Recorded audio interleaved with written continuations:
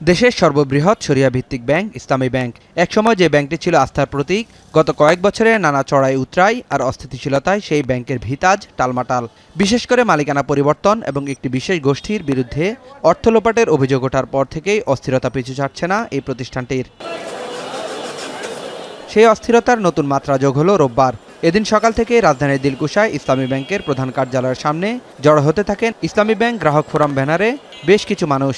তাদের অভিযোগ, ব্যাংকের শীর্ষ পর্যায়ে অস্থিরতা তৈরি করে বর্তমান এমডিকে সরিয়ে দেওয়ার ষড়যন্ত্র চলছে। আমরা কিছু কিছু ক্ষেত্রে মনে করছি যে ইসলামী ব্যাংকটাকে আবার ফের পূর্বের ফ্যাসিস্ট সরকারের মতো ব্যবহার উপযোগী কর্মপন্থা অবলম্বন করতেছে। আমাদের লাখ লাখ টাকা ব্যাংকে থাকে, কিন্তু আমরা 5,000 10,000 টাকা পর্যন্ত উঠাতে পারি না। এতে বোঝা যাচ্ছে কি, যদি আবারও তারা আসে, আবারও আমাদের টাকা তারা লুট করে দেশের বাইরে পাচার করবে। এই জন্য আমরা এখানে আসছি। আমরা ইসলামী ব্যাংককে দখল করতে দিব না। আমাদের রক্তের উপর দিয়ে ওরা যেতে হবে, ইসলামী ব্যাংকে ঢুকতে হবে। ব্যাংকের ভিতরের তথাকথিত ইসলামের প্রদাতারা জুবাইদার রহমানের মতো এরকম অসৎ লোকেরা আজকে ব্যাংকে ধ্বংস করার, চূড়ান্তভাবে গলা টেনে ধরার, হত্যা করার ষড়যন্ত্রে মেতেছে।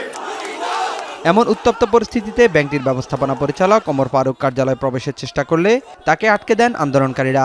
তোপের মুখে পড়ে শেষ পর্যন্ত প্রধান কার্যালয়ে না ঢুকে ফিরে যেতে বাধ্য হন এমডি ওমর ফারুক।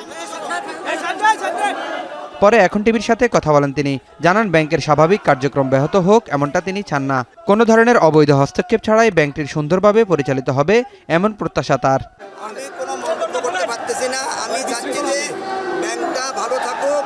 দীর্ঘদিন ব্যাংকটা অর্থনীতিতে বড় শক্তি, অতএব ব্যাংকটা ভালো থাকতে সারা দেশের অর্থনীতি এবং জনগণ ভালো থাকবে। আমি ব্যাংকটা ভালো কামনা করি।